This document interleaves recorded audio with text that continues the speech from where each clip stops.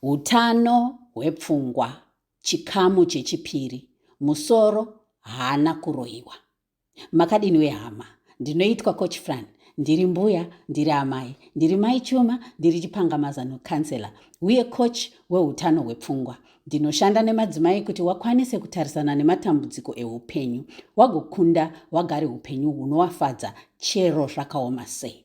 Kune vanoda kuziva kuti zvinogoneka sei, ngatibatanei pa www.mothersunited.ca. Kune vanoda kuziva nezvinodhaka, ngatibatanei nemubatira pamwe. Mothers United iri kubatira pamwe nemubatira pamwe. Ndodzokorora zvakare musoro haana kuroiwa. Mugore ra2006 ndakamboshatirwa zvikuru baba wezvomweya watiudza kuti vanhu vekuAfrica tine tsika yekuti munhu akarwara nemalaria chaiyo, arumwa nehumutu, tinoti akaroiwa. Tiri kuda kuziva akatumira humutu wakonzeresa malaria. Ndakazodzora hasha nekuti ichokwadi kuti chinowanzomhanya mupfungwa dzedu sevanhu kuti munhu akaroiwa kana akarohwa nezveshiri kana achinge arwara panyama kana mupfungwa. Handi mhosva yedu, takakura tichinzwa kuti ndizvo zvinoitika. Handizivi imi mukarwarirwa chii chinotanga kuuya mupfungwa dzenyu. Torai kanguva mupindure chokwadi.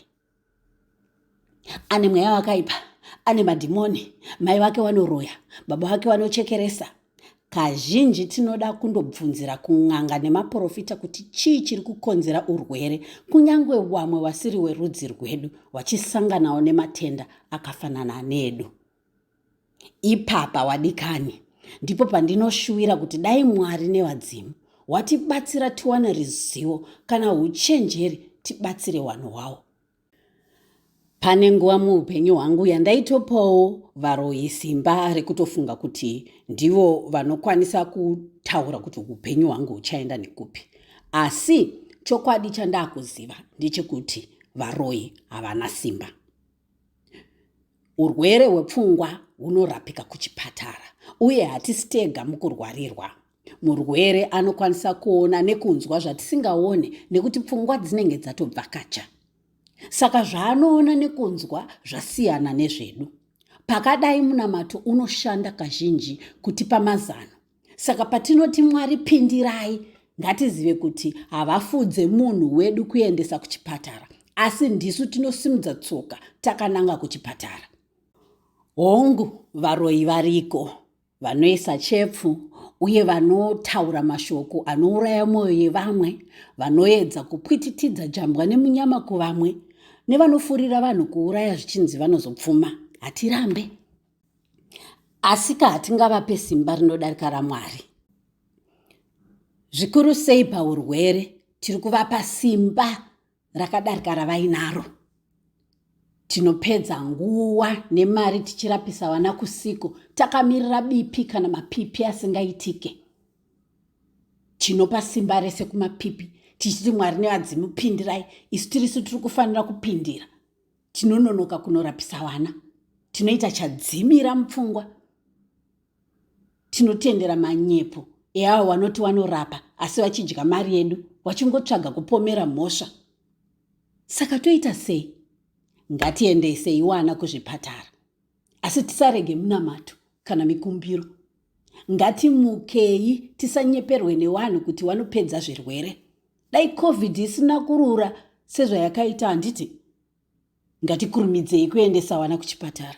Ngativhurikei pfungwa, zvitendero zvedu zvisativhunditsire kuti hatina simba, isi tiinaro. Zvinonzi mazwi ane simba. Isu ngatirwisei nemazwi anorapa. Ngatipedze nguva kumazwi nemashoko anopa upenyu kuvarwere wedu. Ngatimirei pachokwadi, nekuti chokwadi ndicho chinotisunungura. Ngatidei wana wedu. Mashoko ane simba. Pfungwa dzatinofunga nemashoko atinotaura zvinorapa.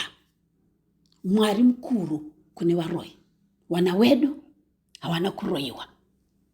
Kazhinji hawana kuroiwa.